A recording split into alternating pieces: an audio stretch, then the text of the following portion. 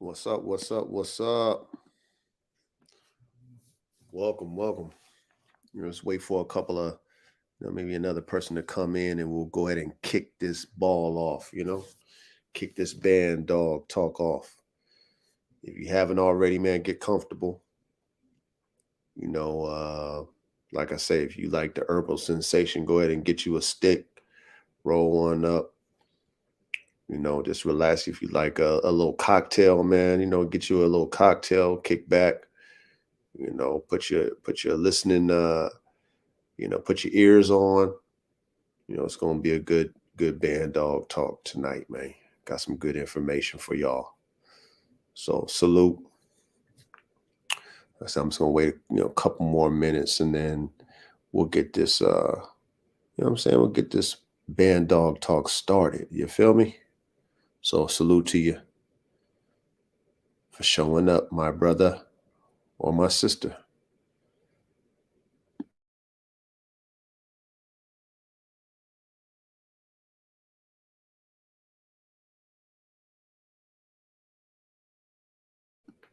Oh man, we got two in the building. Like I was telling the other individual that showed up, go ahead and get comfortable. Get you some herbal. If you like herbal sensation, get you a little stick, roll it up. What's going on with you, James? Man, salute to you, man. Hey, you already know I appreciate you, family, off the top. You know what I mean? So I appreciate your support all the way around, man. Welcome back.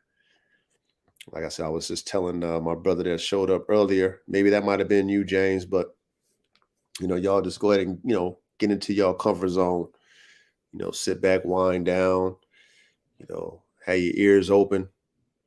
I'm going to share some of this knowledge that I have when it comes to these band dogs. I definitely want to give back. You know what I mean? This is why I decided to do this band dog talk. I had a few individuals around me was telling me like, man, coach, you gotta share the information that you have. I think people would benefit from it. And of course, I agree. You know what I mean? I agree, but I'm so busy. I know you busy too, James. But I'm busy. Y'all know I'm busy. I always be showing y'all the work, and more work. 3 times I be doing with these dogs. So it's like, man, I don't know if I have time to even, spare out of my day just to, talk dogs with y'all, talk dogs with the world. But I feel that it's needed, and I actually wish I had um, someone when I was coming up gave me some good information voluntarily. You know what I mean? But I don't mind learning on the job. So that's pretty much how I learned. I paid attention to others. I kind of watched on the sidelines type of stuff. They probably never knew I was there, watching, paying attention to the others doing things with dogs. Shout out to YouTube. You know what I mean? You can definitely chime in to some people doing dogs and stuff like that. But to have somebody just giving you the game, very, very, very, very rare. So hopefully you guys will appreciate the information that I'm giving you guys and can benefit from it if you decide to do what I'm doing, which is creating these performance dogs. You know what I mean? Band dogs in particular, but performance dogs in general is what I create. I have multiple different types of dogs that I create, not only band dogs, but others as well. So I'm gonna kick this ball off shortly, probably next 2 minutes. So, you guys bear with me. Like I said, go ahead and, get your beer, get your, your cocktail, your stick, whatever you like to relax. Just get into that relaxation mode. If you're busy, you working. A lot of times I'll be in the field working. And there's certain podcasts that I listen to every now and then. I just put on my headphones. I continue to do my work and I just listen. So if you're working in the process, it's all good. Just put your earphones on and just pay attention. I got some good game for y'all. So I'll get started shortly, man. Probably in the next 2 minutes or so, and then we'll kick it off.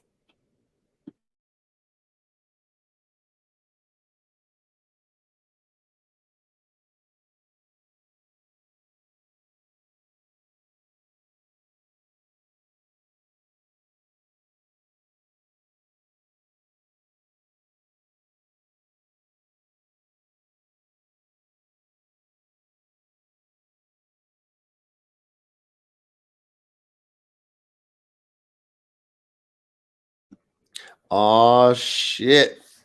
Man, look who's here, man. Desert Mountain Frenchies, man. Hey, salute to you. Salute to you, man. I got that DM. I appreciate your support. You know that off the top. I appreciate your support. But you know what? Thanks for coming out. Like you said, you wasn't pump faking. I appreciate you, man. William, I appreciate you too, family. Thank you for coming out. We just getting started. I'm just letting y'all know we just getting started with this band dog talk. And regardless of what type of dogs you breed or dogs that you're into, especially when it comes to performance. Like this is a performance dog platform, but what I'm talking about translates into all dogs in a sense. You know what I mean? Just a thought process. So there's a lot of game that you guys are going to get. You know what I mean? Just from the information that I'm going to give you guys. In this podcast or on this podcast. So, you know, just like I said, just stay tuned in. Like I said, I'm taking the time out. Like I was telling James and the other individual that was on here, I was like, I'm taking the time out of my busy schedule, just to give back. I feel to dog enthusiasts and dog breeders, just people who love dogs in general, but just want to get down to the nitty gritty. None of that fluff, none of that extra credit stuff, none of that showing money type stuff, but just dogs, from the essence of what it is to create a dog and to be a dog man. That's what I'm giving back. So, enjoy. Yeah, exactly. It's the lifestyle. Salute, Tyler. You know what I mean? It's the lifestyle. Real talk. So I want to give that back, you know, uh, to the dog community, but I love the fact that the band dog community is fresh. You know what I'm saying? And it's not tainted, it's not stained, it's brand new. And I'm glad that I feel, honored to be a pioneer when it comes to this band dog community. You know what I mean? Because I want to do it right. I want to encourage people. I don't want to discourage people. I don't want hate because we're going to get it. You already know how it works. You're going to get it. I know I get it already, but people hate what they love. But I want to set the tone for this community, the band dog community. And I want to encourage others to, come in it with the right thought process, when it comes to these dogs. So, salute to y'all. But like I said, get comfortable, get your drink, your cocktail, whatever. Just, relax. And we're gonna get busy in a minute. Shortly we'll get busy. So about another minute we'll get started. I'm about to take me a sip of my little cocktail, man. It's been a long day, world. I'm telling y'all, it's a long day for me every day. Sheesh, I'm telling you, I got 30 dogs. I got puppies on the ground. And if you guys have a significant other, I got a wife, and I'm just grateful to have my wife because she helps me out when I need, she helps me out with the puppies. If I need assistance, my wife is there. So I'm just so grateful to have a help meet, you know what I mean? Um, salute to the Lord Jesus Christ. He says when a man finds a wife, he finds a good thing. You feel me? And I definitely found a good thing because my wife helps me out in my time of need. And bro, one man band. Yeah, y'all know, y'all, if y'all follow me on the gram, y'all know I do everything. Shit, I do it all. You know what I mean? So to have some help, man, God is good. You know what I mean? God is good. The sixth man, what's good with your family? You know what I mean? Welcome back. You've been consistent, my brother. I salute consistency. The world out here, man. Very few people in your life that you will find consistent. So the sixth man, I salute your consistency. James, you already know. I have to go back. James, you already know. You've been very consistent, so I appreciate you. And you broke bread with me, James. You know what I mean? One dog man to the next. You didn't have to break any bread with me. You didn't have to trust my program. You didn't, but you did. And I respect you for that, James. So again, you already know I got love for you, but I got love for all y'all, man, that support me. I really do, and I'm very thankful. Real talk, I'm thankful. And like I said, this is why I'm taking the time out of my busy schedule to do this because I know people can benefit from the knowledge and the game. You know, it's not easy being a dog man. It's not easy breeding dogs. It's not easy marketing dogs. It's not easy selling dogs. It's not easy at all. And I don't want to glorify this. You know, you got to have a passion for what I do in order to do it right. You know what I mean? So if you're a true dog man, you will respect everything that I have to say because you know I'm covered in the I call it in the field cologne, which is pissing dog shit ta. You know what I mean? I'm covered in it, you know, and it's nothing, it's not glamorous, but it is fulfilling, it is rewarding when you hit your goals and reach your goals. You know what I mean? So God is good. Thankful for y'all. Thankful for the platform. I'm glad that my partners, my closest few pushed me over the edge. Like, yo, you better do this. Stop, you know, come on, bro. Stop it. You know, they and then my partners, they in the game too. Hey, 3 times, you already know. You already know William 3 times. And when I say 3 times, when y'all hear me say 3 times, that means it's rooted. You know, three is a root number, one's a root number, so it's three. And you know, the triad of, you know, you already know how they do in symbolism in the world, you know, the Father, the Son, the Holy, the pyramid, you know, come on, the 1, 2, and 3, that is a root number. So when I say 3 times, it really means that I'm rooted in the work. You know what I mean? So whenever you hear me say that, that's really what 3 times. It's symbolic. It means I'm rooted. That means you can't push me out of it. You can't blow me out. You might break my limbs and things of that nature. You might even cut my trunk down. But at the end of the day, I'm rooted and I'll grow some more. I'll grow again because I'm rooted in the work. I'm rooted in everything that I do. So salute, William. You know what I mean? Appreciate the 3 times because that's how I operate. But you know what? We're gonna get down. You know what I mean? Let me take this sip, man. Cheers to y'all too, man. I know y'all working. I know y'all had a long day. If y'all on the East Coast, I know what time it is out there. West Coast, Midwest, and if y'all still in the field, I salute you too. You know what I mean? Just, but like I said, cheers to you guys. Um, glasses up.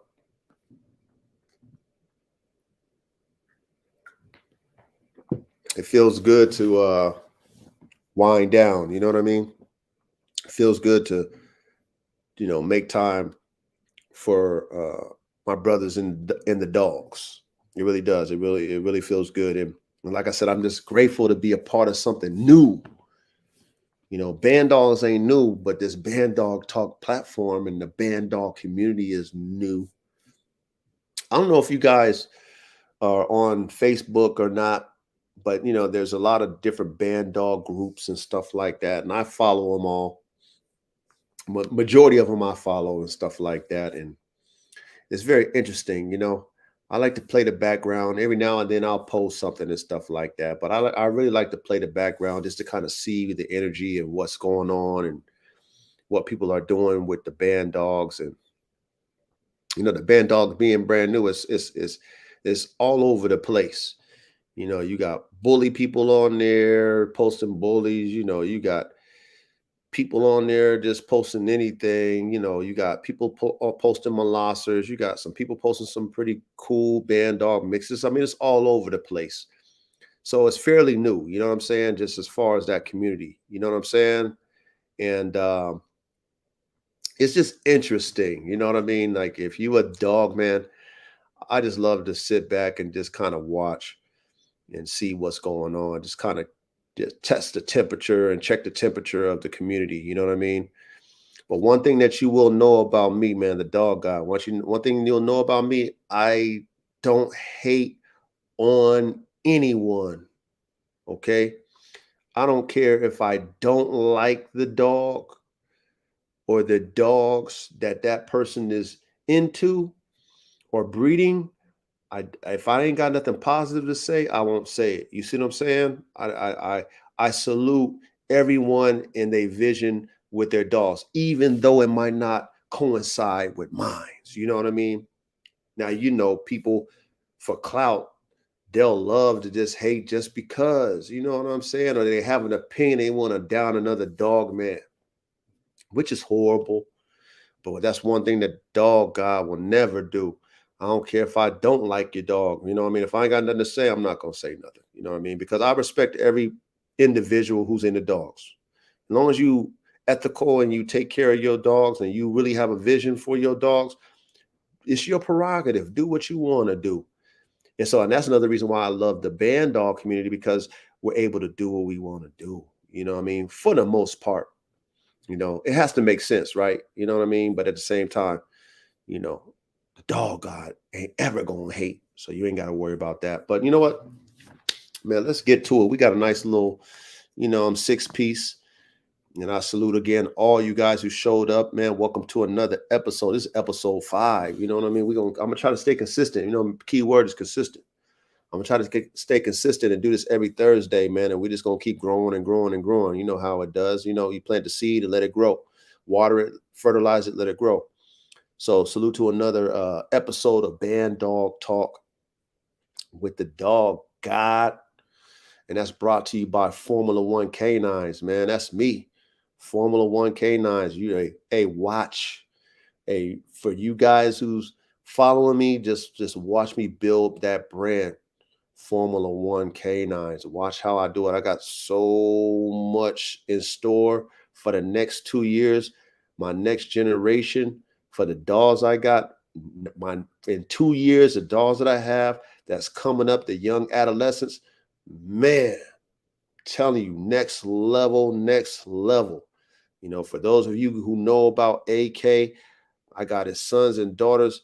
For those of you who know about AR-15, I mean, I got so much stuff.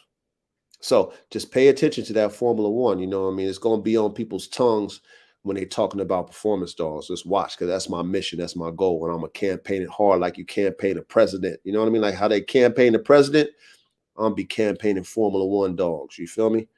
So salute to y'all. But we're going to talk about, tonight, we're going to talk about how, okay, to make a high performance dog, okay, from the frame to the brains to the motors, right? We're gonna get down to the nitty gritty of how to put together these high performance band dogs.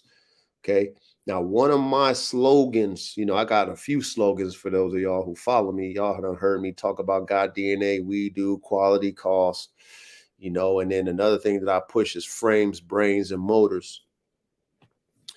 And you have to have a starting point. You know what I'm saying? When it comes to these dogs, especially when you're putting together a dog. And that's the beauty of us band dog breeders.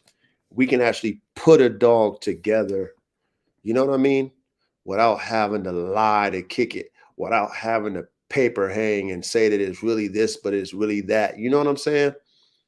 So when I say frames, brains, and motors, and remember that 3, right? Salute to the 3. We'll even know what about that 3. Y'all know about that 3. See, you know what I mean? That's the theme. So frame of the dog, the motor of the dog, the brains of the dog, right? And everything is pretty much self-explanatory when I say frames, brains, and motors. But that should be your whole objective outlook on your project, on your program, when you're putting together a band dog. You know what I mean? So I'm going to take you on how I perceive it, how I put together my dogs in general, but band dogs, high performance band dogs, how I do it and how I break it down and what my thought process is and all that good stuff. So that's what we're going to talk about tonight. You know what I mean? We're going to get down, like I said, I want to game you guys up. I don't want people who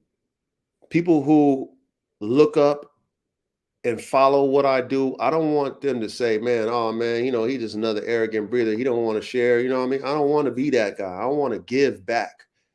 Now, of course, you as an individual coming in, you can't take no shortcuts. So when I give y'all the game, you know what I mean? That's why I'm the dog god, aka the coach. I'm gonna coach y'all on how to do it, but you can't skip no steps. You see what I'm saying? Because if I didn't skip no steps, you can't skip no steps. I can show you how to do it from A to Z, but you better follow all the way. Ain't no skip to my lose when it comes to the stuff that I'm telling y'all. You feel what I'm saying? Like, you can't skip to get to where I'm at. You got to go every step. If I got a drill for y'all, y'all got to follow it to a T. If I'm giving you this game and you soaking it up, you better apply all of it, because if you skip and you think you're going to get there, it's not going to happen. I just got to keep it real with you. It's not going to happen. You delusional, you dreaming. Okay. This being a dog man is hard, especially if you're a breeder. It's really hard and very time consuming and a lot of money. So please pay attention. Pay attention. Maybe you might want to take notes, but what's so good about this, you can play it back. Once that shit sets, once the live is ended, this shit is in YouTube history. You can play it back a few times and just keep soaking it up. So, you might have to listen to it a few times, but we're going to break this thing down today. You know what I mean? So let's see here, man. What we're going to talk about first. Hold on, man. Rock with me. You guys, just rock with me real quick. Hold on. Okay, so as you see on the ticker right there, I'm learning how to, deal with, being a podcaster and stuff. So we're learning together. This is new to me. You know what I'm saying? This platform, me being on this platform is new to me. Me doing dogs is not new. So just as long as you guys work with me on this process, we'll get better over time. Our flow will be even better. But, I'm not doing too bad. You know what I mean? So as you look on the ticker below, we break down, what do I mean by frames, bearings, and motors? What do I mean? Okay. And I kind of broke it down a little bit, but when we're talking about a frame of a dog, okay? Now, a lot of people don't know how to pick out a dog, especially when they're puppies, okay? Now, me, I'm very good at picking out dogs because I've had experience with picking out the wrong dogs, if that makes sense, right? I've made mistakes picking out the wrong dogs. So based off of my mistakes, I learned how to pick out the right dogs. So I figured out how to pick out dogs based off of the frame first, the skeletal and the muscular, okay, parts of the dog, okay? So frame, that's very important, okay? It's like putting together a car, hence Formula One, right? Formula One is the top tier racing. It's the top of the top, best of the best when it comes to racing. So same concept when I put together dogs, you know what I'm saying? Frames.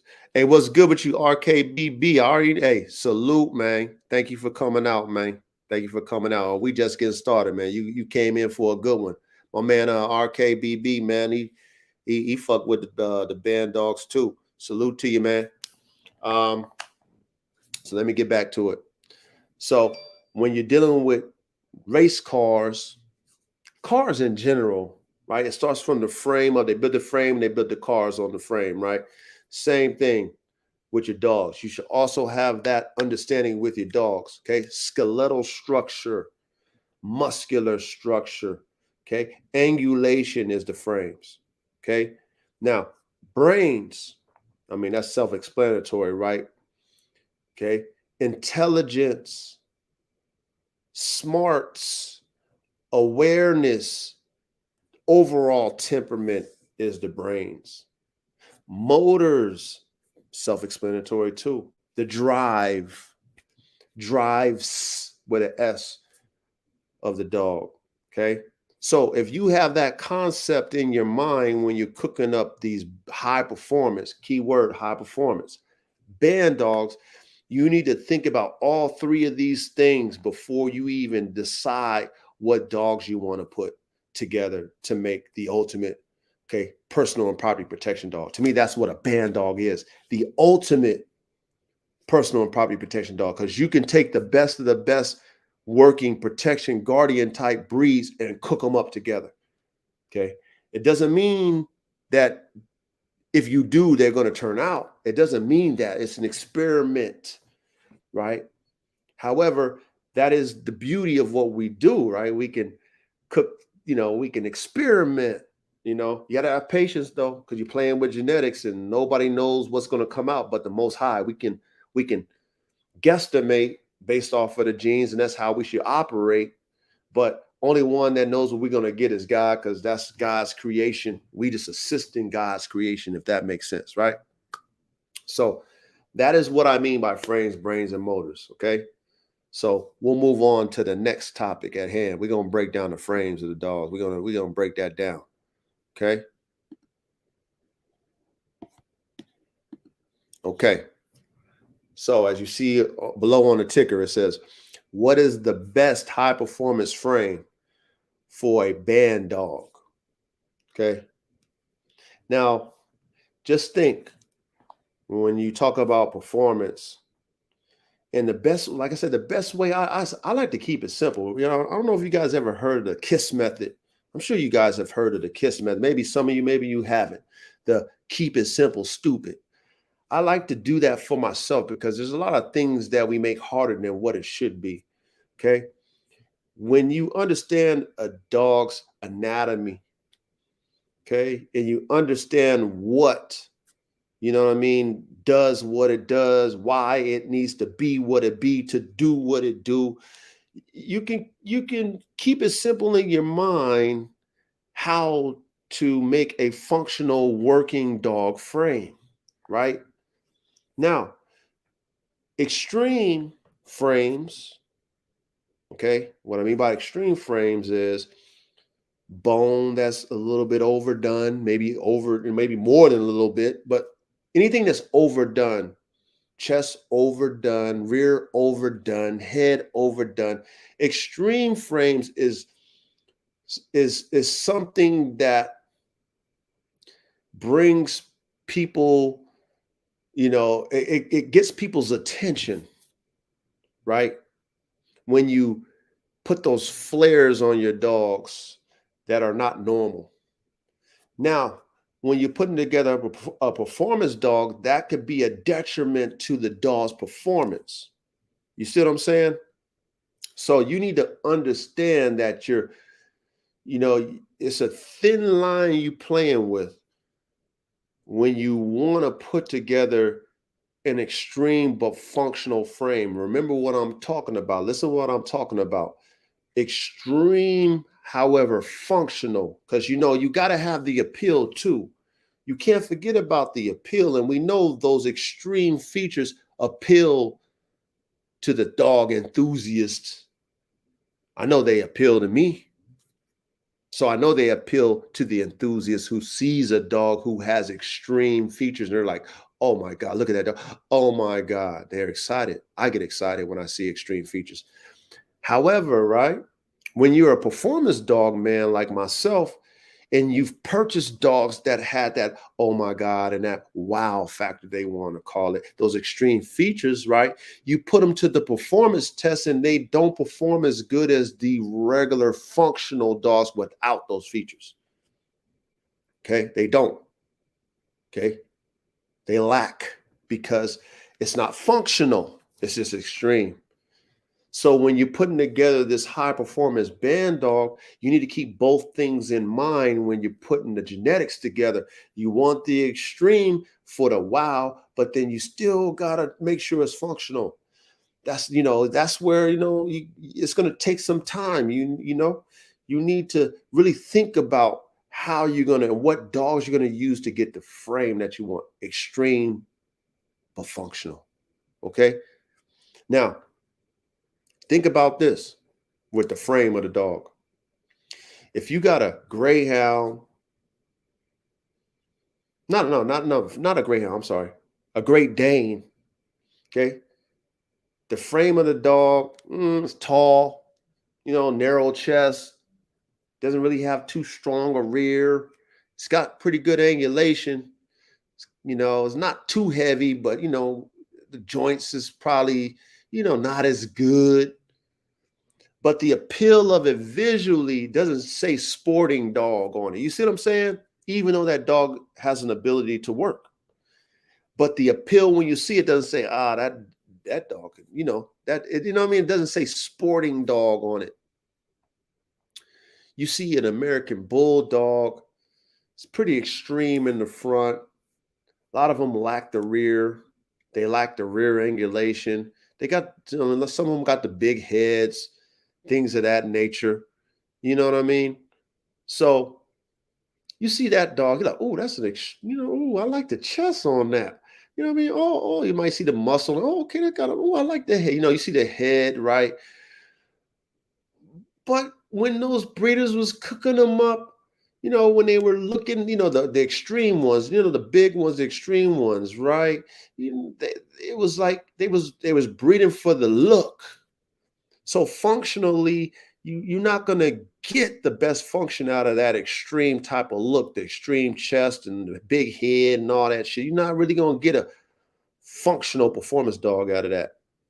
So when it comes to you putting together your frames and us doing these band dogs, right? The beauty of what we can do is we can take a American Bulldog with the frame that is extreme. But see, when you think about those frames, right? That extreme Bulldog frame. Let's say you wanted a little wider platform. You make sure you gotta find the Bulldog, the American Bulldog with a balanced frame. Don't get too crazy on the chest and it got small. The rears don't match the fronts. Like you can't do it like that because you're gonna mess up your process. You're gonna slow down your process to complete your goal. You got to find a complete one. You know what I'm talking about? You got to find a complete American Bulldog if you like that frame. You know what I mean? If you want more height, you need to find a dog that has the height that will complement that American Bulldog with the wide frame. Okay. So this is what you got to think about before you cook up these dogs, before you put the frames on there. And you also got to think about, okay, hip dysplasia. That stuff plays in a lot of dogs, a lot of performance dogs. So a lot of times you might not even get away from that, even though you have an idea, okay, he don't have it, she don't have it, or whatever. This dog don't have it. You putting these working dogs together, that dysplasia, it happens. You know what I mean? So don't, try your best to make sure you look for those dogs that don't necessarily have it in the lines. But when you're putting together these big mastiff type dogs, you're going to get that. When you put together some of these dogs with the extreme fronts and extreme rears, you know what I mean? You're going to get some level of dysplasia. So you got to make sure you understand that that is a possibility when you're cooking these frames up. You see what I'm saying? Okay. So when we put together these frames, okay, there's a lot that you got to think about.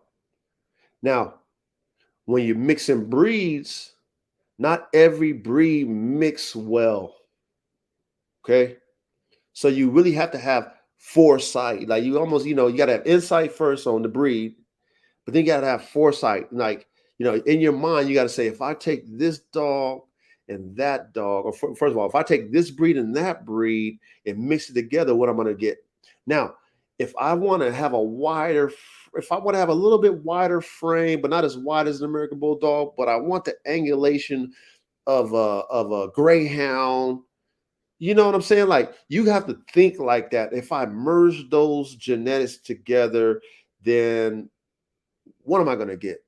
You have to really think like that. And then not only that, you got to pick out the right dogs that have what you visually see, the phenotype.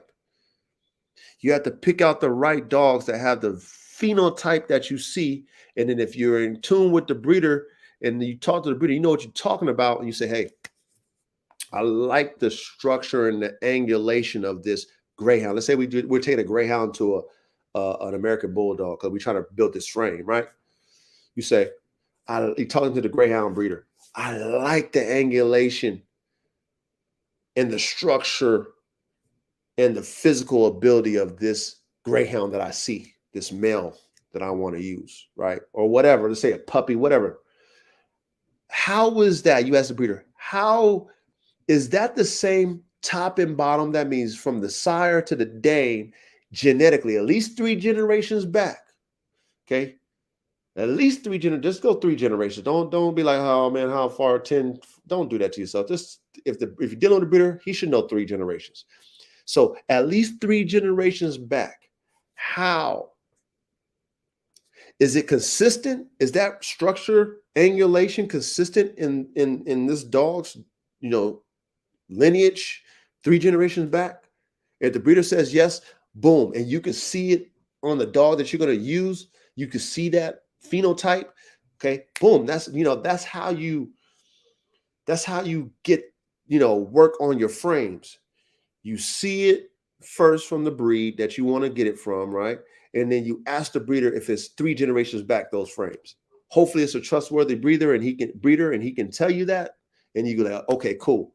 And then you get that dog, because not every every greyhound and every American bulldog is the same. I mean, we know that, right? So you have to make sure when you're putting these dogs' frames together and you have a frame in mind that you can see it and you can ask the breeder, hey, 3 generations back, are those frames consistent? Am I going to get something, off because, maybe it was the mom was this, the dad was that, like ask those questions, because like I said, we're trying to put together a performance band dog, like as if you would put together a sports car, or like I like to call them my Formula One cars. That's how I put together my dog. Like I'm putting together a Formula One race car. So you got to really think about it. So functionality and extreme has to mix perfectly, and it's going to take you some time to do it. I'm going to let you guys know that right now. Unless you're able to buy a starter kit, I like to call it, somebody who's already established the frames you like in their band dog, which I would recommend you guys do. Okay, I did that. Saved me a lot of time cooking up F1s, the F2s, the F3s. It took me, it saved me a lot of time. So I would recommend you doing that. However, if we start from scratch, this is how you do it. Okay. You have a vision in mind of a extreme but functional frame. Okay.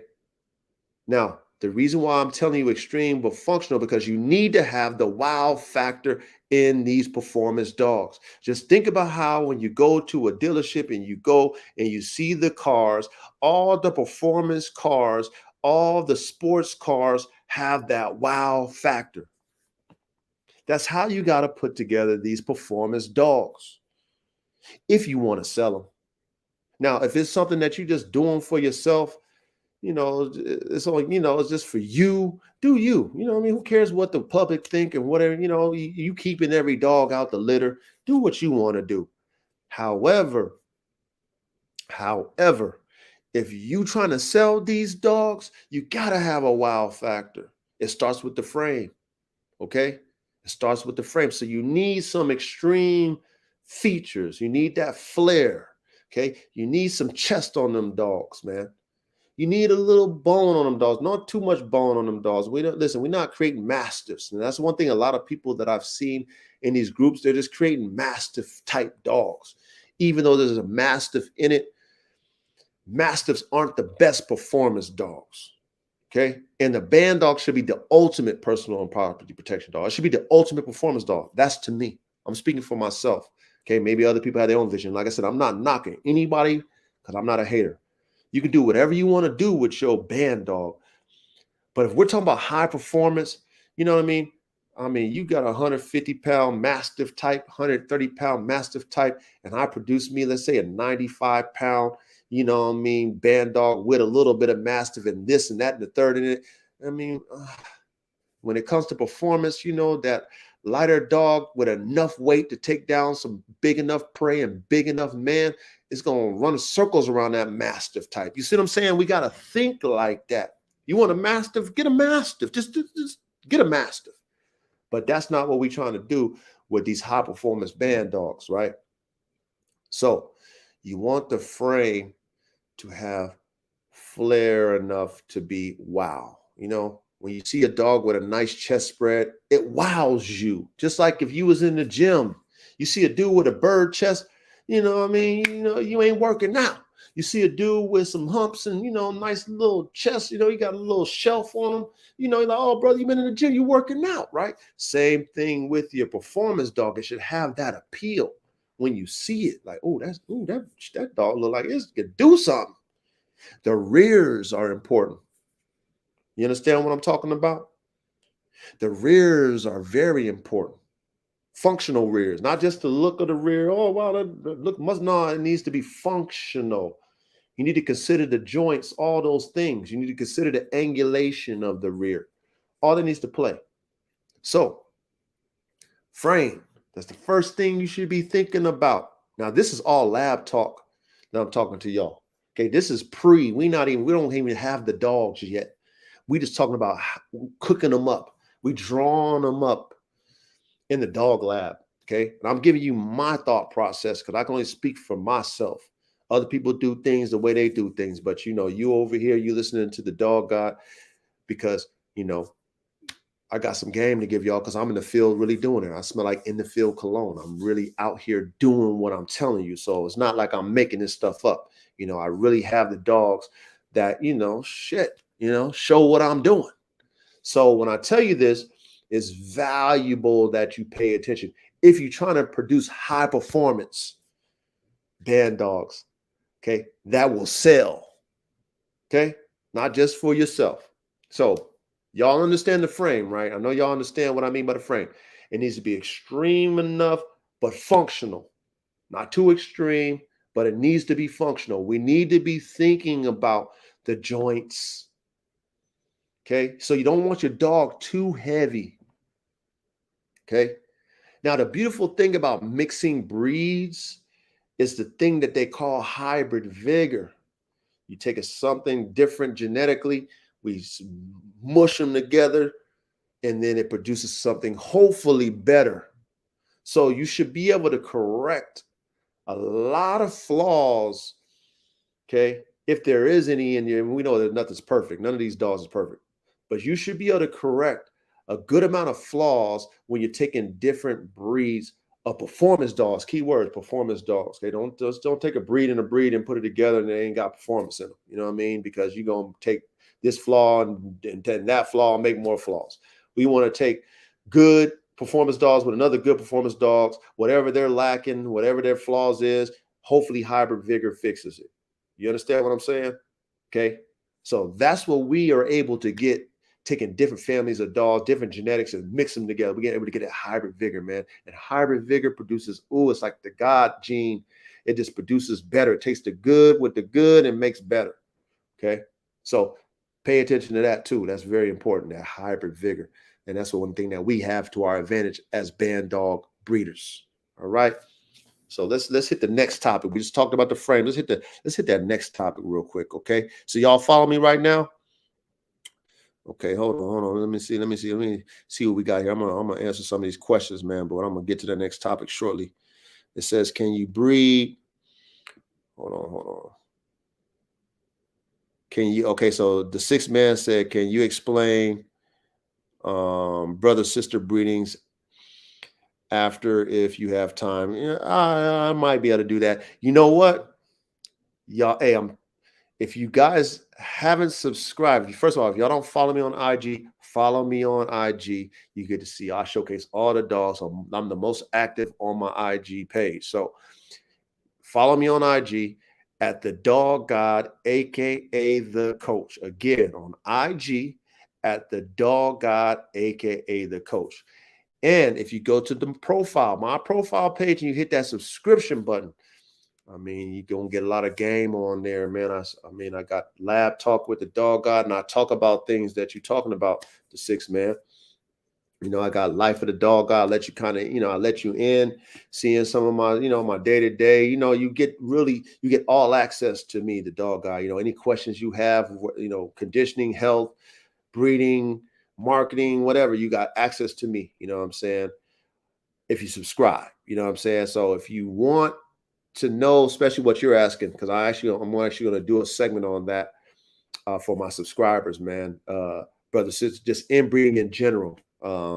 So I probably won't have time to answer that tonight, but like I said, if you subscribe, you know what I mean, you get a lot of that inside. You know what I mean? You get a lot of that inside stuff. So salute to you, six man. Let's see what we got here.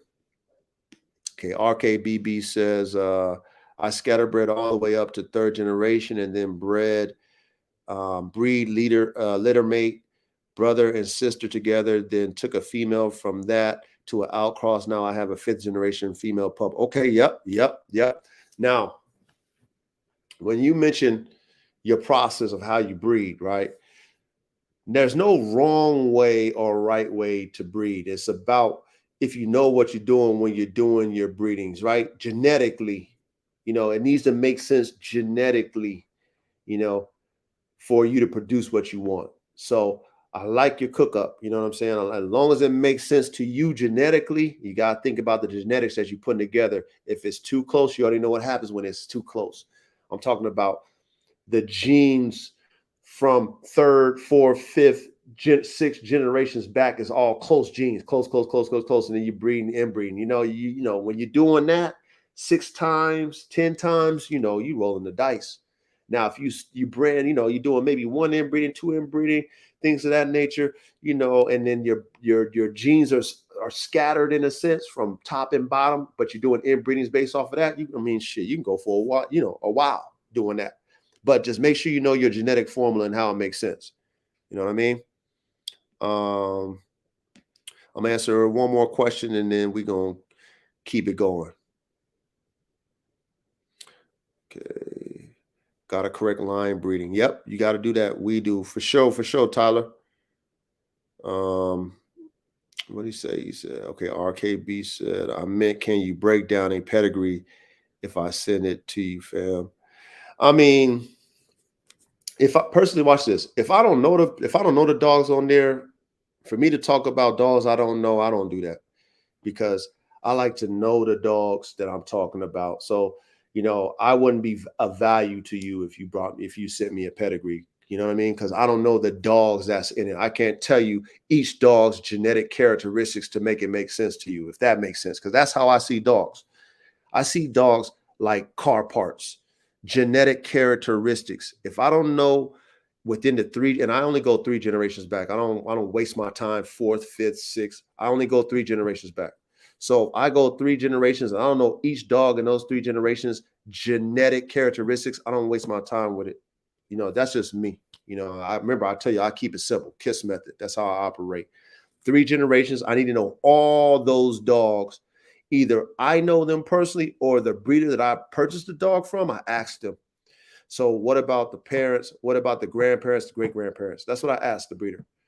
And they tell me that, hopefully they can tell me that. You know what I mean? And then that's how I'm able to cook up the way I cook up. So I wouldn't be of good use if, on a pedigree, I don't know, brother. So, all right. So let's move on to the next subject here.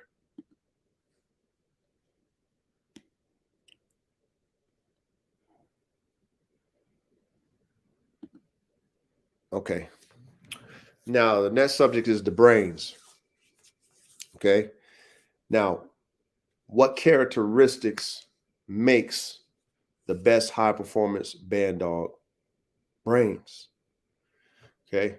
The first and most important, listen to me when I tell you all this. The first and most important brain characteristic is an on-off switch.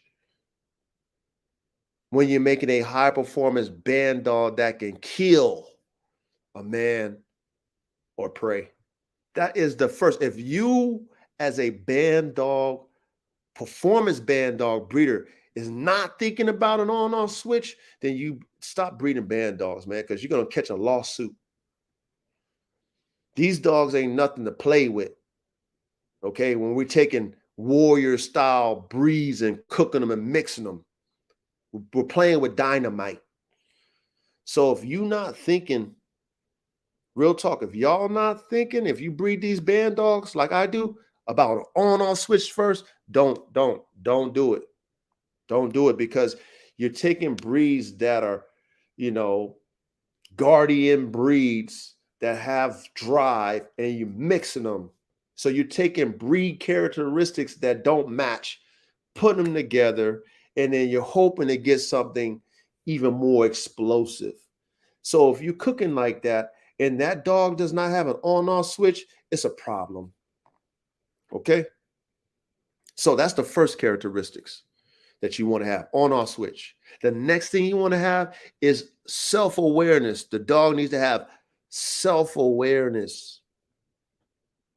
And what I mean by that is that dog needs to understand what's going on. Himself, herself. Like, for example, if there's not a threat,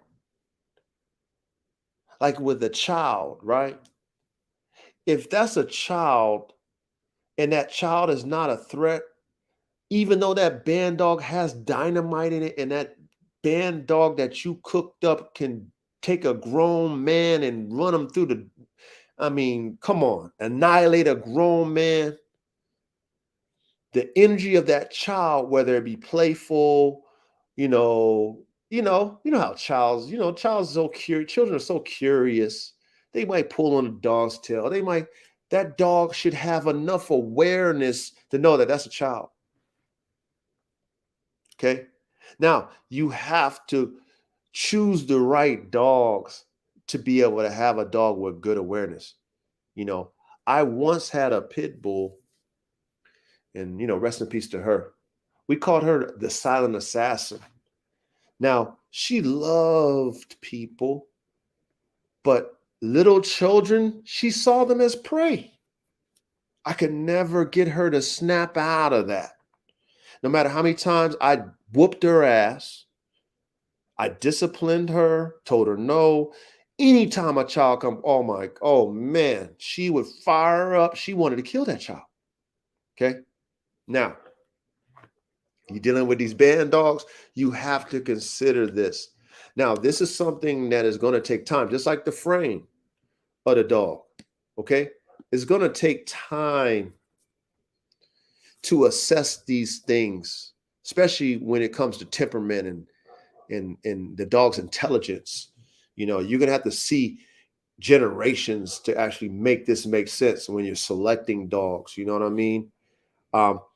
But when you're putting these dogs together, these are the things that we should be paying attention to when you're buying dogs.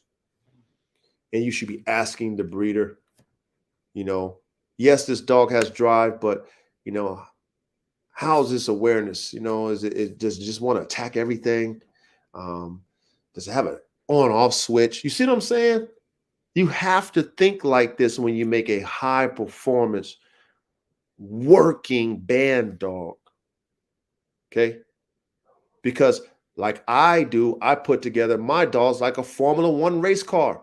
A Formula One race car got all the computer stuff, the sensors and all that shit in there. They put that in there so that the car don't blow up. So that, the brakes work at a maximum, efficiency, if the car does blow up, it's got a cutoff switch. You see what I'm saying? You have to think like this when you put together these Bandogs. If you don't, you need to get out of Bandogs because you're creating a time bomb that's going to cause you a lawsuit. So, awareness, intelligence. The dog has to be smart, right? Because if it's in battle, it needs to know how to protect itself. It needs to know how to play defense. It needs to know how to play offense, right? It needs to know how to take orders. The dog needs to be intelligent, needs to be smart. So those three things you need to pay attention to. Those three characteristics are very important when you're putting together the brain. And if you're not thinking like this when you're putting together a performance Bandog, then you shouldn't be in Bandogs. But this is just me, the dog guy, speaking to y'all. Y'all can do what y'all want. I'm just giving y'all the truth because I'm doing this stuff. I deal with these type of dogs. So I'm only giving you what I've experienced and what I'm trying to make sure I put in my dog's genetics, because I have that ability as the breeder to put these particular genetic characteristics in my dogs. So I have to pay attention to these things, right? Because that's my job. When I sold James his dog, right? Shout out to James. I put certain genetic characteristics in there that I know that will assure him that, you know what, your dog can be a dog, even though your dog is really a killer. But your dog can be a pet because I put that in that dog. You see what I'm saying? I put a pet in a killer. I just didn't want to be like, oh, I need that dog to be rah, rah, rah, rah, rah. Because, people like that. You see it on Instagram. You see it on, you see all that rah, rah, all that barking when they do that agitation work and, all that. Man, that's cool when it's time. You understand? Like, that's a lot of fluff. It's a lot of barking. I don't want my dog being like that all the time. I don't. When it's time, hit the alarm, right? Show them your teeth, growl. But when I got people over and stuff and they see my dog, they're like, oh, they're intimidated. Oh my God, I'm scared. No, don't be scared. No, he ain't gonna fuck with you. You know what I mean? He knows you not a threat. He ain't worried about you. He ain't growling. Put your hand there, let him smell you. Relax your energy. You ain't gotta be tense. Let him smell you. Let him know, you know what I mean? He knows I'm here too. So he knows I ain't playing that shit, or she knows I'm not playing that rah, rah, rah just because. So you guys got to be aware of this when you cook up these dogs. Brains, okay? Brains. Make sure you pay attention to that when you're putting these genetics together, okay? So let's move on to the next subject.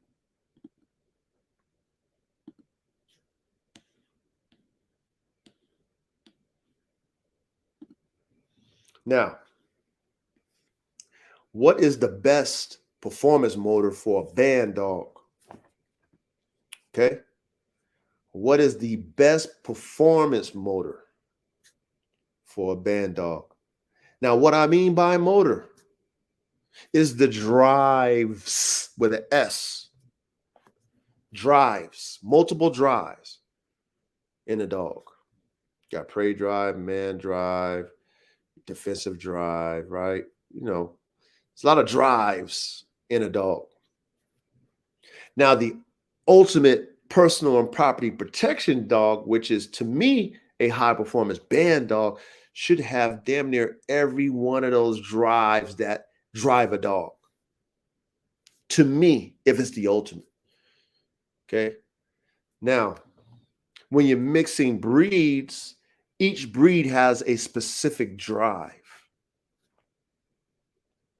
And you need to pay attention to those drives when you decide to choose the breeds and why you want those drives in your dog, or you want that motor in your dogs, right? So for me, I want prey and man drive. Those are my two primary drives. A toy drive, anything else, that's extra credit for me. But I'm just saying, I keep it simple. KISS method. Prey, man. Prey, man. I get that. Okay. Now, the breeds that you use is very important. A lot of the Malasa breeds, the Mastiff type, they were good guard dogs. So, more than likely, you're going to get some man drive when you throw a Mastiff in the mix. Prey drive, a lot of the bull breeds, some of the shepherd breeds, you can get some prey drive out of those. Okay. But when you're trying to create a high performance Bandog, you got to be specific about the breeds that you want to use for the drives that you want.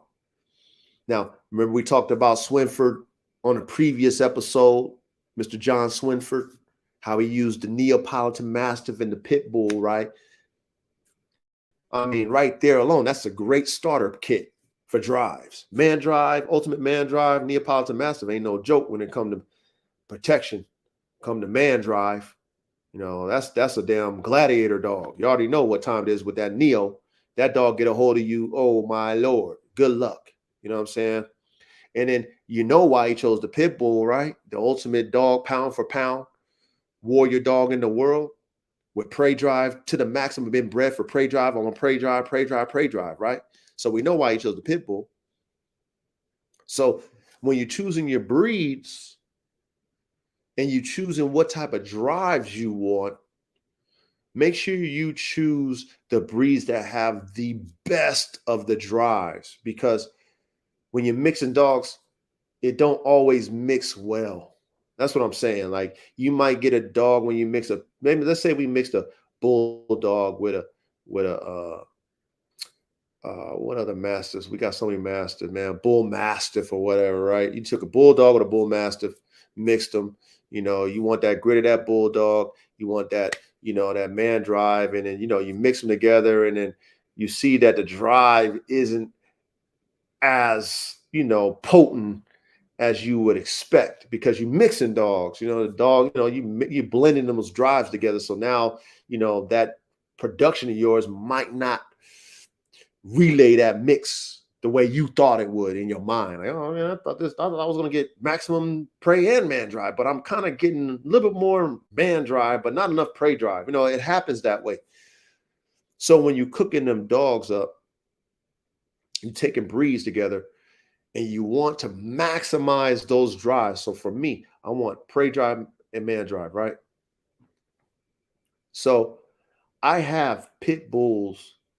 For example, that dog that I mentioned, Buffy, that don't like kids, we call her the silent assassin. Okay. She's going to give me maximum prey drive. Her temperament as well, but I don't remember, no dog's perfect. I don't like how she is with kids.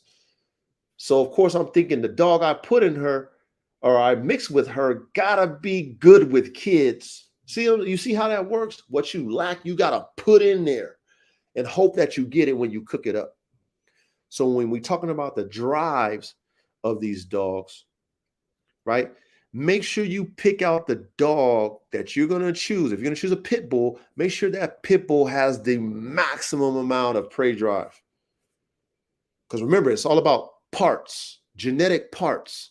That's how you put together dogs, like car parts. Okay. So when I'm putting the motor together, I'm like, I need the dog with the most prey drive. I want it controlled though. I don't want no out of control prey drive. You know what I'm saying? I want it controlled because remember, on off switch. But I still want that dog that has the prey drive. And if I'm going to choose a pit bull, I definitely want it to have heart or what they call game. I want it to be able to take pain like a bulldog should and give it. Okay? Because when you're going against prey, you're going against man, you never know what's going to happen. And I don't want none of my dogs' motors curring out. Right? If you take a beating while you giving it, you better take that. You know what I mean? You better take that. So when I'm putting my motors together, I need to have dogs that I know that are going to give me maximum drive, whether it be man drive or prey drive. And then when I mix them up, I better hope and pray that God, okay, who is the creator of all things, all we do is assist God when we breeding animals together. We're just playing assistant. But God is the ultimate decider of what comes out, right? Genetically. And hope and pray that what I envision in my mind for those drives, I took the best with this dog drive wise, and I took the best with this dog drive wise, and I made sure I considered on and off switches on both of them. I want on and off switch. I just don't want a drivey dog with no on and off switch, because if you don't have no on and off switch, that dog's going to overheat on you, or it's going to do something that you're not going to want, where you probably going to have to put that dog down. You see what I'm saying? So we need to have on and off switch. You follow what I'm talking about? Okay, because if you don't think like that, you're not putting together the ultimate personal and property protection dog. You just experimenting. You just putting together Frankenstein, and that's not how we should approach these band dogs. We should be honored to be able to do it, but at the same time, do it right. You got to really have foresight. This is pre-breeding. Everything I'm talking about with y'all right now is prep. We're planning. Okay. Now, the hardest part after you do these things, right? And we're talking about the motor, right? Okay. Find the best dog with prey drive. I'm just speaking of those two: prey drive, man drive. We find the best on our switch. Boom. We take those dogs, we breed them together. Okay. Now we're thinking about everything now. Okay. What breeds, right? Okay. And that leads us to the next question here. Okay. Leads us to the next question. Okay, so let me go to the next one.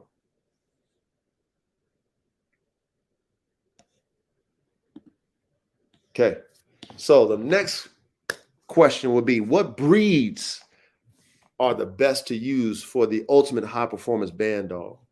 Okay, what breeds are the best? So remember, us in this band dog community, the beauty of what we can do is we can, we can experiment and be truthful. However, it needs to have a foundation of a Molosser breed, a Mastiff type, and a Bull type. Okay. And we're going to give that honor and respect to our brother John Swinford, even though band dogs was, medieval days, they was doing band dogs because ain't nothing new under the sun. So ain't like he invented it, but he was doing this thing. He invigorated it, if that's what you want to call it.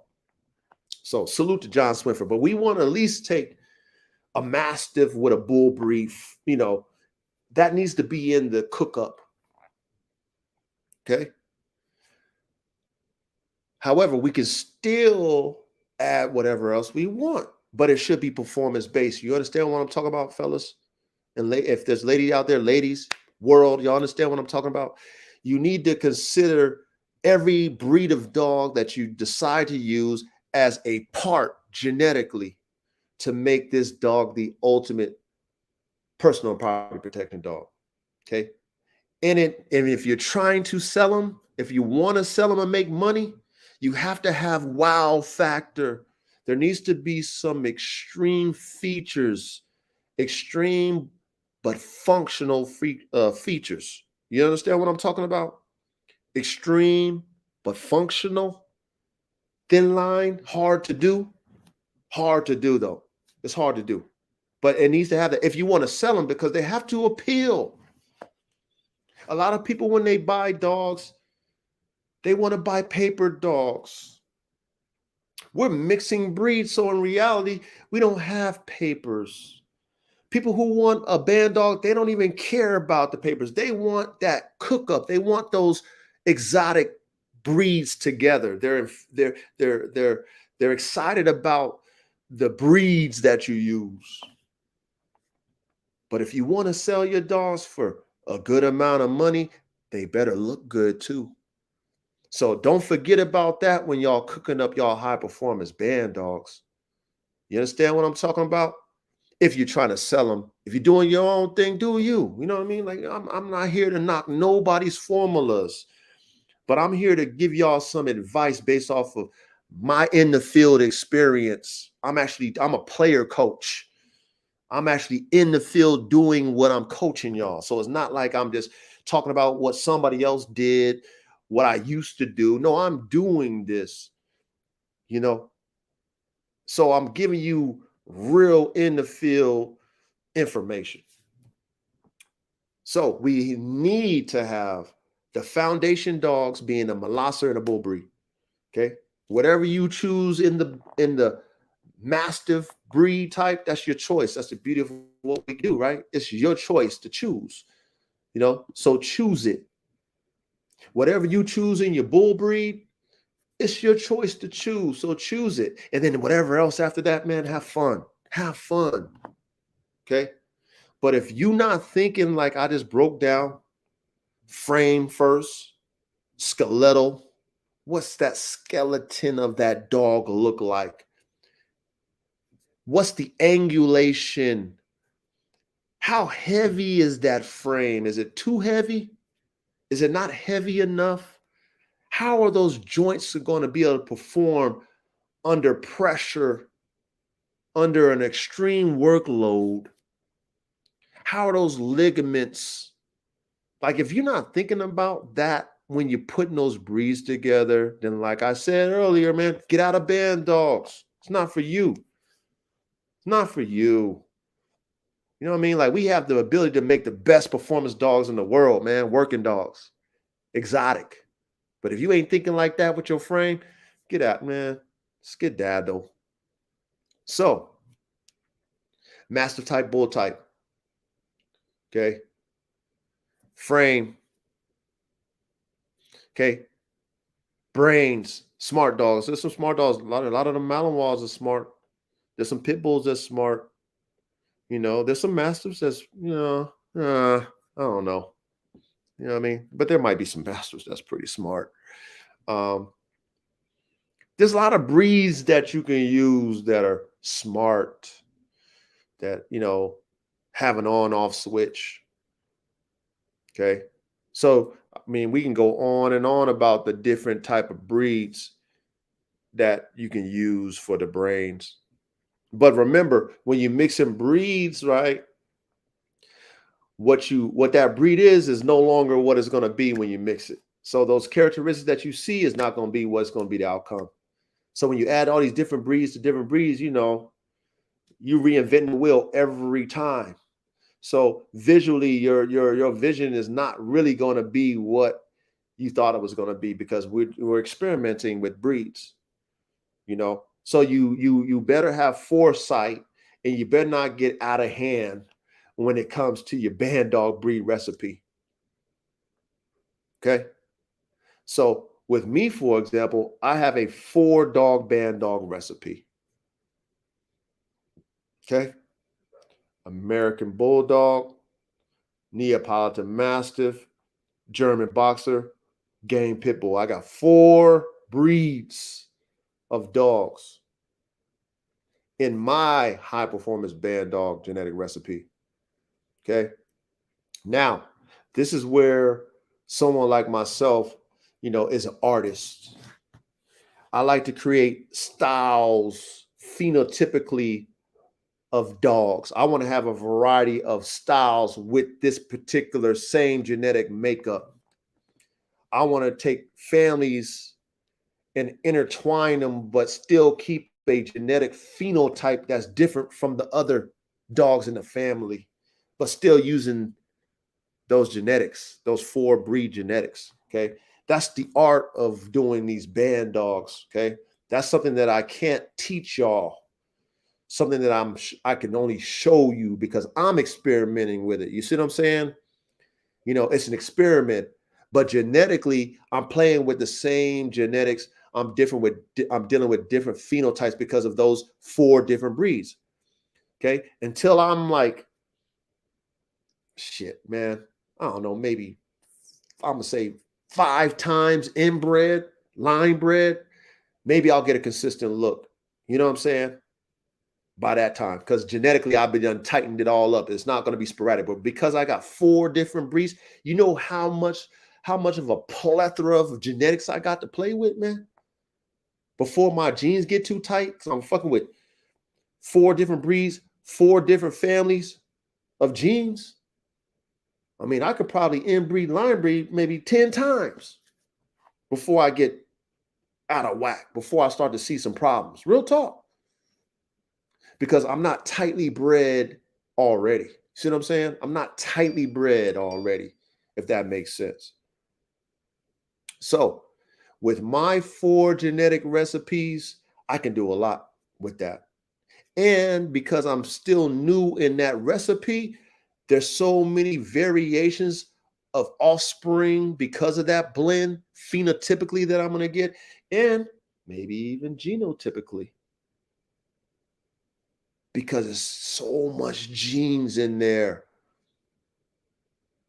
that I'm playing with. But see, with those genes, I'm going to tell you, we know what that Neo is going to give us, right? It's going to give us some mass. It's going to give us that man drive, that guardian ability, you know what I'm saying, that strength, right? We know what that Neo, that bite pressure, we know what that Neo is going to get us, right?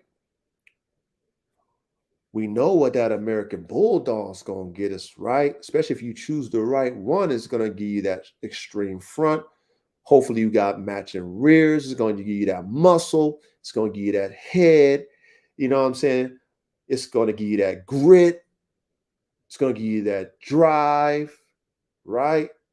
Main thing is the structure, because we want to have that frame. I'm going to speak for myself. I want to have that frame spread. I want them rears spread. I don't want no narrow fronts. I don't want no narrow rears. That's just me. I like flares. You know what I'm saying? Like a sports car. I like that wide, but I like that offset. You know what I'm saying? So I want my dogs to have that wide body to a degree. Okay, not too wide because it's not functional when it's too wide. Excuse me, too wide. Okay, so we know what that bulldog is. Okay, that German boxer, right? Angulation. Okay, athleticism, deep rib cage, tight tuck, leg.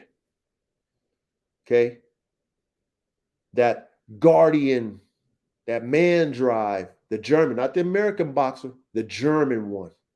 Okay. Okay. So there lines my frames up real nice right there. Gives me that deep rib cage for that big lung capacity because we want them to breathe. Okay. I want my dogs to breathe. I breed Formula One level working band dogs. I need them to breathe. I need big lungs, right? I need big lungs. I need that.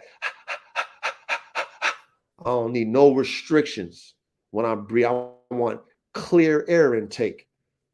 Okay. Then I got the game pit bull. We know what the game pit bull gonna do, right?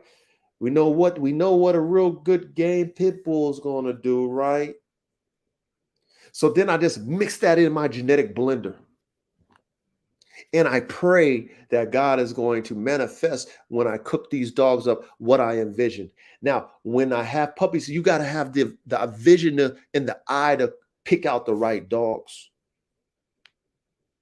Okay, that's a gift in itself. Remember, I made mistakes in the past picking out the wrong dogs. So I've learned not to pick out dogs how I used to. I pick out dogs based off of parts that I need to continue my cookups, my genetic cookups.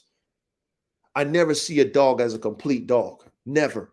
I look at a dog when I'm picking out my puppies as a part that I'm missing out of that cookup. I was hoping to get the whole thing, but I might only got half, or I might only got this piece. You know what I mean? So out of that piece, I need that. Even though this dog might be bigger, even though, whatever. I needed that piece. So let's say, for example, I needed a dog with a certain type of head type. I wanted a head type, and I wanted a level of breathing that I wanted to get out of that head type. I wanted to see the muzzle a certain type of way that I know I'm gonna get better airflow, better air intake. I want to see a head shape. Let's say that dog is the runt, but it has the head that I want in the muzzle. Guess who I'm gonna pick? I'm gonna pick the runt because I know that runt got the genetics that I need. It's got the head type. I'll take that runt to a bigger dog if I want to make a bigger one. I'll take the runt to the bigger one that I got over here, and I'll add that head piece to that bigger dog. That's how I put my dog. That's how I pick out dogs. That's how you guys, if you're making dogs like I am, that's how you got to pick out your puppies when you cook them up. You pick them out parts. Okay. It's a long journey. It's not a right now, right away journey when you're making dogs. Just letting y'all, especially these dogs. We start from scratch. We're building band dogs. We're trying to create the ultimate personal and property protection dog, high performance. It's going to take time. Okay, you got to have patience. If you don't have patience, get out the band dog game. Matter of fact, get out the dog game. If you don't have patience, if you don't have a vision first, write down your plans. Okay, know which dogs you're going to pick out for what reasons. Ask the right questions when you're buying your dogs. Okay, making sure that you hit the check mark when you got your frame of your dog. You hit the check mark when you got the brain of your dog. You hit the check mark when you got the motor. You're hitting the check, and then you cook. Once the recipe is there written out, you cook, and then you pray. At the end, when you produce, that you get what you're looking for, and don't expect it right away. Don't do it to yourself. Don't do it to yourself. And like I told y'all, if you guys are blessed enough, like I was when it comes to these band dogs, to buy from a breeder who already built a platform for you just to build off of, that's how you do it. Okay. Because starting from F1s, that means this breed with that breed. Okay. And then adding to that once you produce that first mix, you know what I mean? That first cross, that first, say Mastiff to Pit Bull. Once you start there, you got it. I mean, shit, it's a long road from that first F1 breeding. Long road. Do you understand what I'm telling y'all? So if you're able to tap into a Bandog breeder that's got the look, it's got the drive that you're looking for. Okay. It's got the foundation that you can build off of, man. Shit, get your money right, pay to play. Because like I told y'all before, that's what I did. Okay. Y'all hear me say that on Instagram all the time. Got DNA, we do. I went on a DNA shopping spree. I was looking for dog parts because I knew I wanted to build a dog. I knew every dog was not going to be my perfect dog. I knew that. I'm not dumb when it comes to genetics. I know I need to put it together. So I needed to buy dogs like parts. And that's what I did. I bought dogs. That's why I got 30 dogs, y'all. That's why I got multiple dogs in the semen bank. Just sperm on ice, dead dogs. Sperm that I can bring back and I can cook up with some new dogs. You see what I'm saying? I really thought of it like that. Each dog is a piece of my genetic puzzle that I need to have an idea and a thought process first. Okay, plan of action. Make sure I pay attention to my plan of action. Make sure I ask the right questions when I'm talking to these breeders because I need to know what I'm talking about. And then I need to hope and pray when I mix them together, I get what I want. That's what I did. And so that's what I'm trying to let you guys know who's in tune with these dogs, like I am, band dogs in general, that you got to do it this way. You got to think this way. Frames, brains, and motors. You got to think like the dog got to think when it comes to these dogs, man. Like if you was a mechanic and you putting together a race car, like you an engineer, you putting together a performance car. That's how you got to think. If you're not thinking like that, you getting some bullshit. You getting some mutts. Okay.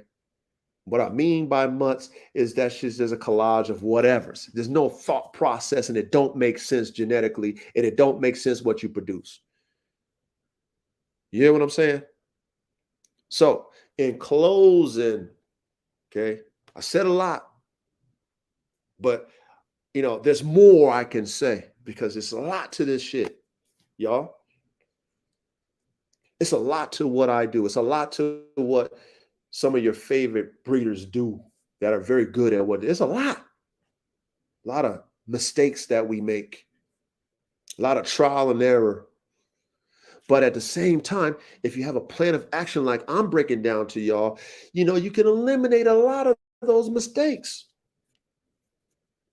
if you pay attention and you listen in class. Okay?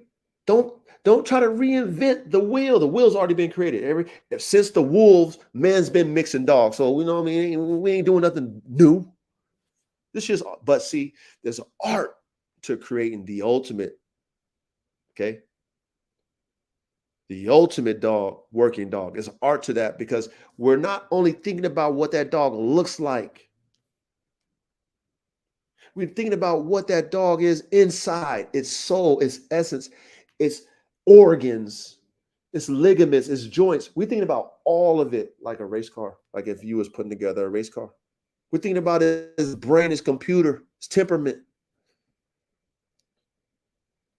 That's hard to do. And y'all heard me talk last week about, if y'all trying to make colored band dogs, man, kill yourself. Okay. It's hard to make a band dog perform at a high level and look like a performance dog. Who gives a, excuse my language, for the color of the dog? You want a colored dog, go buy you a Frenchie or go buy you a bully. Okay. These dogs are performance dogs, frames, brains, and motors. That's hard enough. That's hard enough. Real talk. That's hard enough. I need to make me a rainbow band dog, man. Come on. So, in a nutshell, that's pretty much all I have to say as far as, how to make a high performance band dog from the frame to the brain to the motor. I know I made some sense. I know y'all can catch my drift, but, at the same time, this is what I want to do. I want to give back, to other dog enthusiasts, other dog, breeders who might be starting out, maybe even dog breeders who's in the game who, might want to revamp or rethink their genetic plans, and I'm grateful that I'm able to show you guys and tell, right? Remember that game we used to play when we was in kindergarten, that show and tell? I'm so grateful that I'm able to show and tell y'all. You know what I mean? And not just be on here just talking. A lot of people do a lot of talking. But for me, I'm in the lab. I'm really cooking. Y'all see me. You know what I mean? Like what I got planned, game changer. Game changers.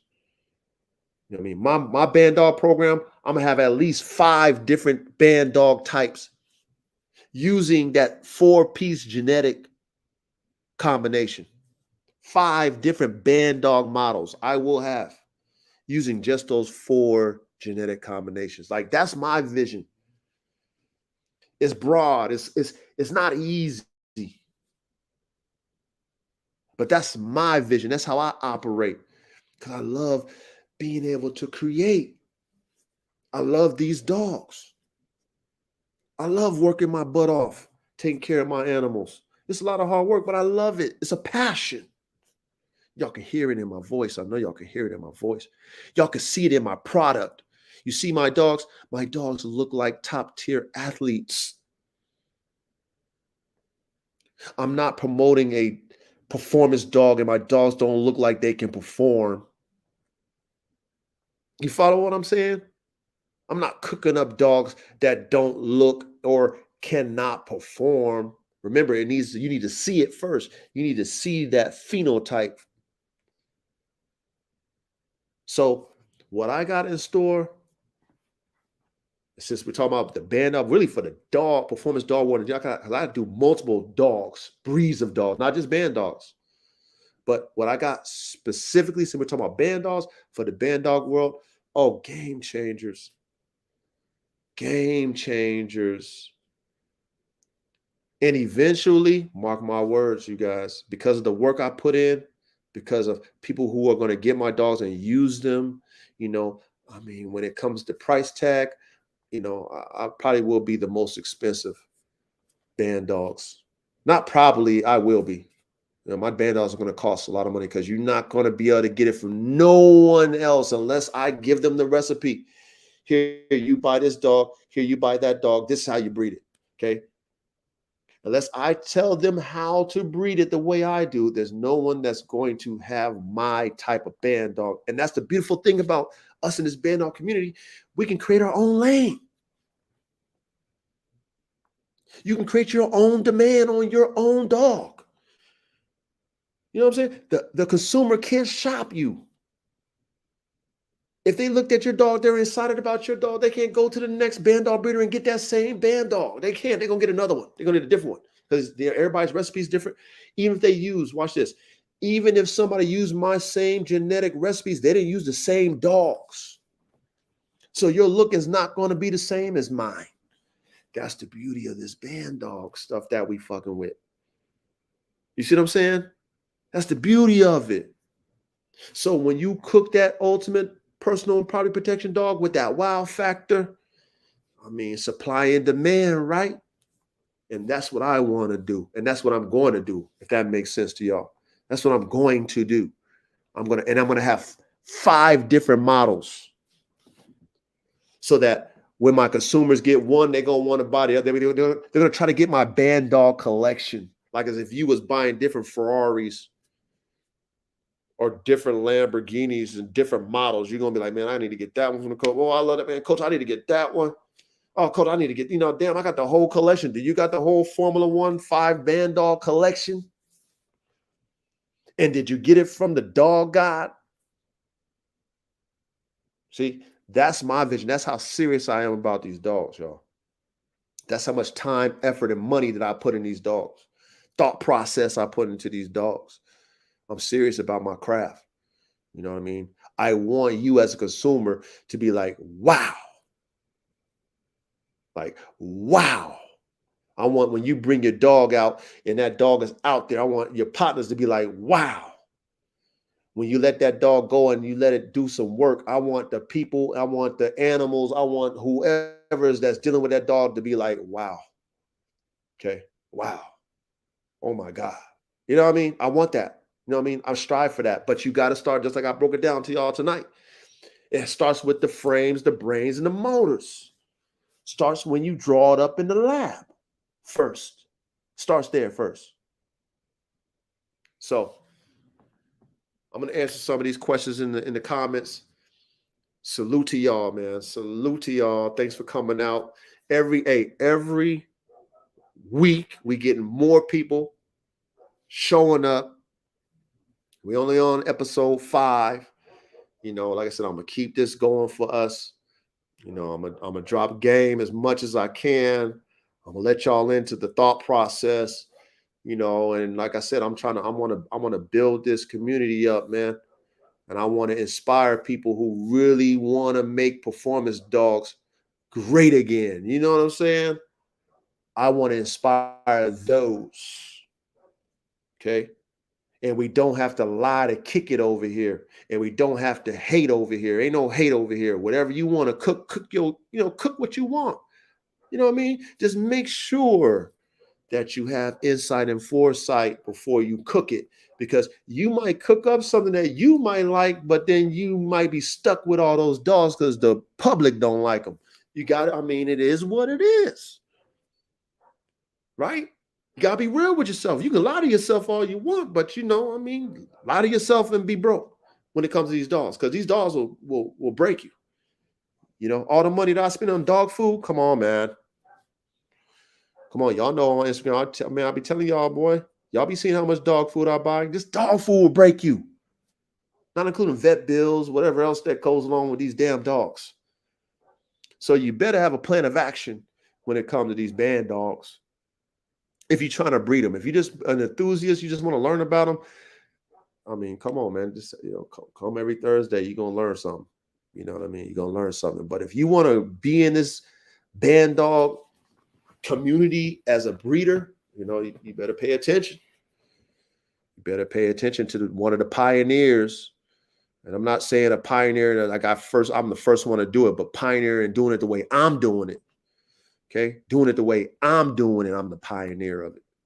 Okay, I'm not the originator of the first breeder, or I'm not the first to ever do a band dog, but I'm a pioneer in the way I do band dogs, if that makes sense. So, salute to y'all, man. Let me answer some of these questions y'all got over here in the chat, man. Y'all got any questions? Hey, salute, Frank.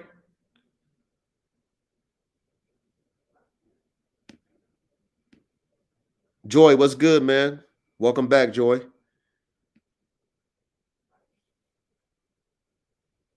Okay, so the sixth man says, what are your thoughts about the Pressa Canario? Okay, so let's see, man. I'm gonna give you my honest opinion about the Pressa. Okay, I like what that dog can do as far as its breed type and what it's bred for. However, I don't really care for the way it looks. I like a dog with a tuck. And if you see a lot of the Pressas, the true original Pressas, their midsection, they don't have a tuck, and then they have high rears too. I'm not knocking a high rear as long as it's functional, but visually, like I said, okay, this is me. Visually, I want my dog to look like an athlete, small waist, nice chest, big lung capacity. I like a spread in the front. I like strong rears. I like them tight. I like the skin tight. You know what I mean? Like, I like a athletic look all the way around. So the tuck. So to me, the Pressa, they don't have that tuck there. You know what I mean? The midsection is kind of just one way. You know what I mean? And they're not as cut as I would want my dog. Now, what it can do, I love a Pressa. And people breed their Pressas different ways. Like, I follow a couple of different Pressa pages, and everybody has their own style of Pressa. But from what I see, the standard Pressa, I don't necessarily like the body style of the presser. That's just my preference. Okay. But I do like what that dog can do. I mean, I actually love what that dog can do. You know what I'm saying? It's almost like a giant pit bull in a sense. You know what I mean? Almost like a dogo. You know what I mean? With the presser. Um, but I like I said, I don't like the mix. I don't like the midsection of that. I like a tuck. Um, let's see. Joy says pit bull times presser times boar bull times massive. That'll be dope. I mean, that'll be dope. But like I said, remember, Joy, remember, I don't know how long you've been in here, but remember when you're putting these breeds together, right? You have to make sure when you're mixing, you look at those dogs' phenotypes and genotypes and envision what they would be blended. You gotta think like that. Because if you don't, then you're gonna get you a collage of whatever, and it might not come out the way you visually didn't think it would. You know what I mean? Because a lot of people, like, this is what I noticed about the Bandog community. They'll take cool breeds, just like you mentioned, Joy, Mastiff, Borbell, Presser, Pitbull, and because it sounds cool, they'll mix them and they look like shit. I'm just keep it real with y'all. Okay. Just like I said, go follow the groups. Like I said, I sit on the sideline. I might post every now and then, but I'm on the sideline. I like to see, I just like to watch. You know what I mean? I'm a spectator in those groups. I just be spectating and just watching and seeing what people cook up. And then most of them dogs, I'm sure they can bite. I'm sure they can work, but they don't look good. If I was a consumer, I'm not buying that shit. You see what I'm saying? I'm not buying it because it don't look good. It might be the coolest mix ever. Like, them dogs is biting and doing all the work. Oh, but it don't appeal to me. Like if I'm walking that, man, my partners ain't gonna be like, like, damn, where you get that? I want one. I want when I walk my dog, I want people like, I want one. That's what I want. I want one. Where do you get that? But if it's looking like a collage of stuff, but it's working, that's cool, but it's not cool for me. You know what I mean? So, but that's a cool mix. On paper, it sounds like a dope ass mix, Joy. You feel me? So salute to you on that. Yes, papers are overrated. Okay, the 6 man said papers are overrated. Okay. Matter of fact, I'll go ahead and put you up there on the screen. And they are overrated. Okay. The dogs is what matters. Okay. Papers, you can just crumble up and throw them away. Okay. And the reason why I say that is a lot of times the papers is forged anyway. Okay. And you should really just worry about the dog in front of you. You worry about the dog that's in front of you. And if you're blessed enough to know the breeder and you trust them, then you ask them about the dogs that's behind the dog that's in front of you. 3 generations, all right? Paperwork is way overrated. They come in handy now. We're not going to completely throw them in the trash because they come in handy because it's good to know. But I don't base my cookups off of papers. Okay. And you as a dog man or dog woman shouldn't either. Base it off the dog that's in front of you and then ask the breeder about the 3 generations back. Ask them specifically about top and bottom, what those dogs back 3 generations genetic characteristics are. That's what you do.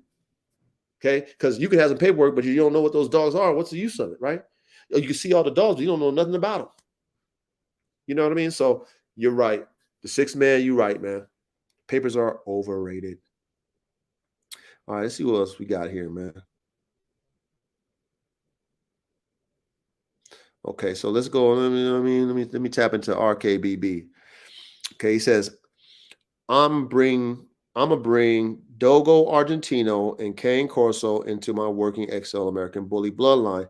I created. I have an online pedigree on an APB registry. Okay, that's what's up.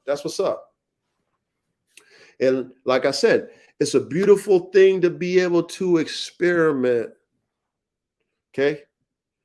That's what's beautiful about the Bandog community. That's what, we can experiment.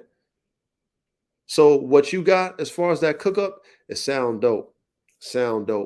Okay. Sounds dope. But like I said, go in your lab. Okay. Envision what you cooking up first. phenotypically and genotypically first. Envision it.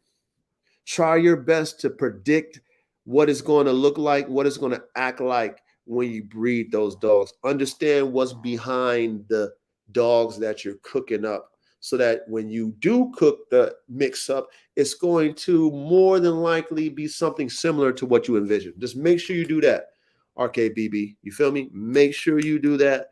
If you do that, man, roll those dice, man. I like to cook up, though. I like to cook up. Do that. Respect.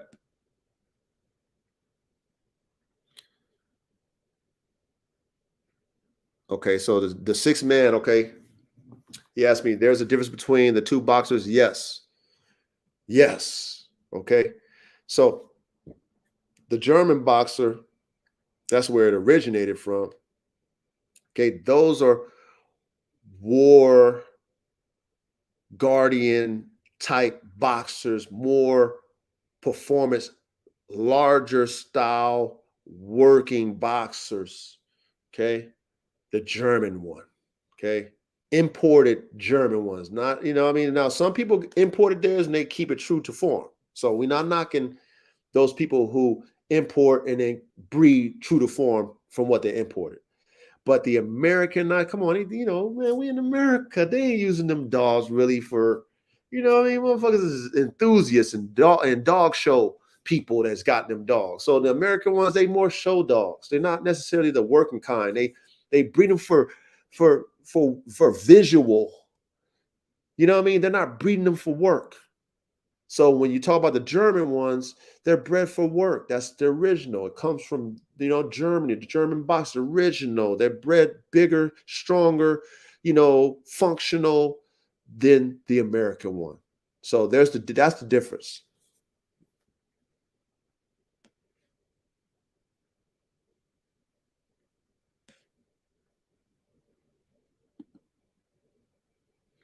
Okay, and RKBB said, you inspired me to find some new DNA. Hey, come on, you know what I be talking about.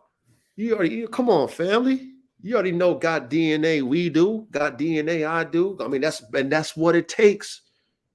Understand that, y'all. If y'all really trying to cook up these dogs, you need the DNA. You need the genetic characteristics to put in your dog's genetic recipe. You have to, and it better be quality. Don't be cheap on DNA. Because once you mix that bullshit in there, you got bullshit in there. I'm going to tell y'all right now. It is what I mean. It's going to take you a long time to wash that bullshit out. Okay. Once it's in there, it's hard. Okay. If you've ever had to try to correct something that was wrong, it takes a while. It don't happen overnight. So when you get some bullshit DNA, just know when it comes out and you see it, you're going to have a hard time correcting it, washing that out. You know what I mean? So make sure it's some quality DNA, man. So salute, RKBB. Salute, man. And my man, okay, so, hey, salute Mubu Bugatti, man. Welcome, family. Welcome. He mentioned that, can you use presser? Yeah, you can use presser.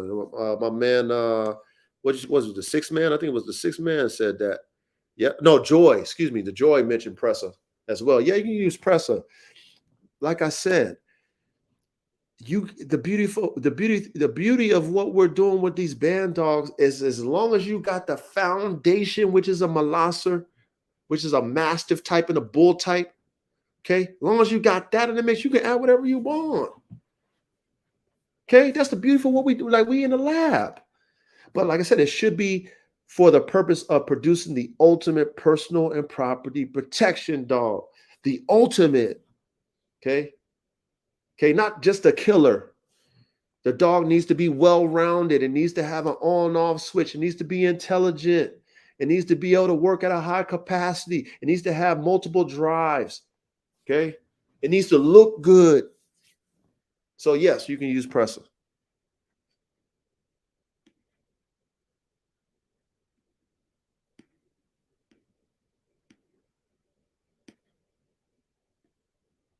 Soul Power, aka Gamed Up Kennels. Hey, salute, Soul Power. Hey, welcome, family. Thank you for showing up, man.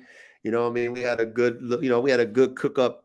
So if you missed it, man, hit that rewind button. You know what I'm saying? Go ahead and play back. You know, put your earphones. I tell everybody, man, put your earphones on. If you're working in the yard, you know what I mean? Whatever. You're at the job, you're in the gym. Man, good conversation. Good, you know, good dog talk. So salute to you, Soul Power. All right. And Joy said, as long as I see the parents. Yep, exactly, Joy. As long as I see the parents, I don't need paperwork.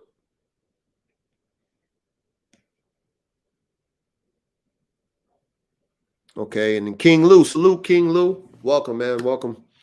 Thank you for showing up. King Lou says, what is the litter size based on male or female size? I mean, that's tough. You know, a lot of things play when it comes to litter size. You should always go if you got a smaller male and a bigger female. If you, let's say you do, you know, your dogs are breed size difference, you know what I'm saying? Definitely get the bigger female. Take that smaller male to the bigger female. If you can't assist that smaller male to do a natural tie, then you need to do an AI. But I would always recommend, if you want, you know, a healthy litter and you're taking different size dogs, whether it be big male to small male to big female, I would always say take a small male. If we're talking about size, breed size, take the small male to a big female. You understand me? So that that female is not going to have problems carrying those puppies. If you take a big male to a small female, you're not looking after your female. You're not taking care of your female. You know what I mean? Like, you know, and I'm you know, being that I'm real with y'all, you know, I did that before. You know what I'm saying? I took my double XL male, bully male, and I bred him to my smallest pit bull bitch, Tiny. You know what I'm saying? I did an AI because he was so big. You know what I'm saying? But puppy wise, I only had two puppies. The first one was so big when it was coming out, and all, it pretty much got stuck. So we had to pretty much pull it out, and she was in labor pushing that damn puppy out for at least 2 hours. Okay, so I put strain on my female, and then because that puppy was stuck in that canal for so long, it came out dead, but it was huge. You know what I'm saying? And then the other one came out, and she was probably like medium size, you know what I'm saying? But she came out because the female was already stretched.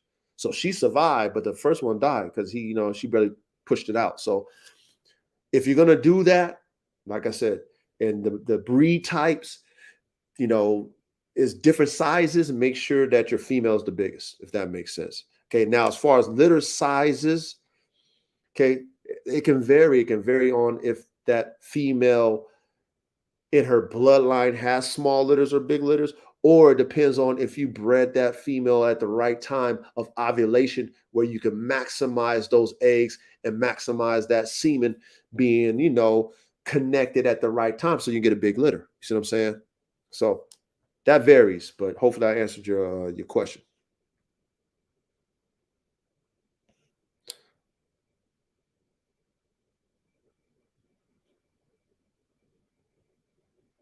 Okay, so I mean, if y'all don't have any other questions, you know, I mean, man, shout out to, you know, episode 5. You know what I mean? We growing, and I knew we would grow over time, but you know, like I said, this platform, I just really want the creative minds, you know, to just come together and just like my man RKBB said, be inspired by being different, but also not just being different, but have a method to our genetic madness when it comes to performance dogs. You know what I'm saying? And to salute those who really put in the time and effort and the money and the thought process to produce the ultimate personal and property protection dog. Okay, with these band dogs. Okay, I want to salute those who have creative thoughts about these dogs. Okay, creative thought and action about putting together these dogs. There is no hate on my platform. Okay, we congratulate, but at the same time, I'm here okay, to give constructive criticism too. So if you're going to ask me a question, I'm going to give you an honest answer. And it's not to hate, it's not to downplay what you thought or you have in mind or what you're doing. Is to give you constructive criticism based off of my in the field play. Okay? That's all it is. And that should be good enough for you to, what they say, eat the hay, spit out the sticks, if that makes sense. Okay? Take what what I say that makes sense to you mathematically. It needs to mathematically make sense when you add it up. If it makes sense mathematically, just take that like that, swallow that. That's how you learn. I mean, that's how I learn. Okay, I listen. I sponge. I'm SpongeBob. I listen. I pay attention. When I'm in class, I'm watching other people's podcasts. I'm watching people's YouTube. I'm whatever. I'm reading a book. I'm paying attention because I don't know everything. So just know that I'm here to give what I know. I don't know everything, but I know what I know based on what I do. That's what I can give y'all. You know what I mean? I can give y'all what I do. You know what I mean? And if I don't know something, I'm not afraid to ask. I'm not afraid to say, hey, man, I need to get back to you on that because I don't know that. You know what I'm saying? I'm not afraid to say that to y'all. But at the same time, I'm here, to give the game, man. Salute, King Lou. I appreciate you too, man. I appreciate all y'all because like I said, y'all don't have to be here at this this particular point in time. Listen to me talk these dogs, but you guys are, and I'm very appreciative. And like I said, it's going to be, man, I mean, we just going it's going to keep growing. And then, the knowledge is just because all I'm doing is giving y'all what I'm experiencing. You know what I mean? I'm just giving y'all what I'm experiencing, whether it's good, bad, or indifferent. And I'm hopefully going to motivate you to take what I'm doing and either do the same or better. You know what I mean? Either do the same or better because I hold myself to a certain standard. And it's a very high one. And I hold my breeding program to a very high standard. So, of course, what I'm giving to y'all is a high standard perspective on doing dogs, performance dogs. And you could apply this to any dog breed that you're doing when it comes to performance. When I'm speaking about Bandogs, you can apply it to pit bulls, Malinois, Pressers, whatever, shepherd dogs, whatever. You can apply this because it plays in all performance dogs. It plays in all breeding in general, but specifically performance dogs. It really plays. So y'all know I got y'all. Y'all know I appreciate y'all's time, all that stuff. But bear with me. This is new to me. Me just being here talking to y'all, on this computer, on YouTube. That shit is new to me. So bear with me as we progress. Our flow will be even more flowing, if that makes sense, right? Our flow, the questions, answers, the feedback, all the stuff it's going to be dope. You know what I mean? It's going to be dope. And like I said, I hope I inspire you guys, man, to just, don't be afraid to step outside the box when it comes to these dogs. Don't let nobody hate on you when they talk about your cook-ups. Don't let them deter you when they try to say what you're doing. Your dogs is mutts. And that's one thing I learned about that pit bull community that really just kind of puts a bad taste in my mouth when it comes to the community. It's like, if it's not what they think it is and what it should be, then they want to call a dog a mutt. You know what I'm saying? Like, stop that shit. You know what I mean? Like, give me a break. Every damn dog is a mutt. And we know for a fact in the performance game dog community back in the day that them old timers was mixing dogs. Every dog is a mix, but we know them old timers when it was coming to performance, they was mixing dogs and wasn't telling nobody. So stop it with that mutt talk. You know what I mean? So if anybody calls your dog a mutt, let that shit go in one ear and out the other. You know what I mean? Because they going to hate on you when you're doing what you're doing. You know what I mean? Especially if you're going to win doing it. They really going to hate because they love it, right? Remember, people hate what they really love. So if you winning, then they're going to hate. But don't let people distract you from your vision and your dogs and your cookups when they try to call what you're doing as a mutt. Don't let them do it, man. You know what I mean? Because they're going to do it. Trust me, they're going to do it. So if y'all don't got any other questions, we're going to wrap this shit up, man. Yeah, hey, classes in session, RKBB. You already know that, man. And salute the six man. You already know how we operate. And like I said, I appreciate every one of y'all, man. I mean, what did Frank say? Frank says, what do you think about Cane Corso and Pitbull? I think okay, so Cane Corso. Okay, so I'll answer that one, Frank. So this is my opinion.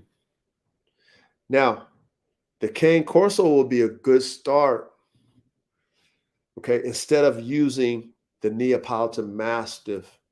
Unless you can find a Neapolitan Mastiff Sport, which is the Neapolitan Mastiff that doesn't have as much of that skin, you know what I mean? That hanging skin. It's a little bit tighter. Still they call it Neapolitan Mastiff Sport. But anyway, instead of using a Neo or any other big, heavy Mastiff, the Cane Corso would be a good mix. That'll be a good addition, okay, instead of going with a pure Mastiff type with the Pitbull. That would be that'll be a good one. You know what I mean? Like that would be a shortcut, I would say, Frank. So, that is a good mix. Okay. Again, I will say this though. Make sure when you're picking out your Cane Corso and your Pitbull, phenotypically, that means what that dog looks like from the outside, make sure that dog looks the way you want it to look, because you're taking that look of that Cane Corso and you're mixing it with the look of that Pitbull. So make sure those dogs look. Just don't take any Cane Corso and any Pitbull. Like, don't do that to yourself, because like I said, me and you could have the same 4-breed or 2-breed genetic cookup, right? And our dogs look different. Okay, we know that. You know what I mean? I use the same breed. Well, why is your dog like that? Well, could I use the one that looked like, so just make sure you pay attention to how that Cane Corso looks, how that Pitbull looks, and if it looks according to what you envision when you mix them, then do it. You know what I'm saying? So that's a good cookup. That's a shortcut, I would say. If you took a Cane Corso and a Pitbull, that's a shortcut. So I agree. That's a good cookup. Any other questions, you guys? Any other questions? Because if not, we're about to wrap this thing up. And I'm going to be, we're going to knock it out again next Thursday on episode 6. I'm going to be in my think tank, make sure I, come up with something pretty good for us to talk about. And in the meantime, the work and more work 3 times never stops. You know that. As soon as I get done with this, guess what I got to do? World, I got to go take care of some damn puppies. I got to let my females out and take a shit. So my work don't stop. You know what I mean? And I got to get up in the morning, do it all over again, and take care of 30 dogs. Okay? So, come on, man. Leading by example is the dog god. That's what I do. I lead by example. So, hey, salute to you guys, man. Real talk. I appreciate y'all. I love y'all. Please come out again for the next show. Big salute to RKBB. You said you're going to come out. King Lou, salute. The 6th man, salute. Who else we got there? Joy, salute. Soul Power, thank you for showing up. Salute. Mubu Bugatti, thank you for showing up. Salute. Let's see who else we got over here. I know we had somebody. Frank, salute. Tyler, salute. Hold on, make sure I get everybody, man. I can't leave everybody. I gotta get everybody, man. William, salute. Let's see, man. We got James, salute. So again, salute to y'all, man. I love y'all, brothers. Thank you for your support. And guess what? We are done. Till next time, I'm out.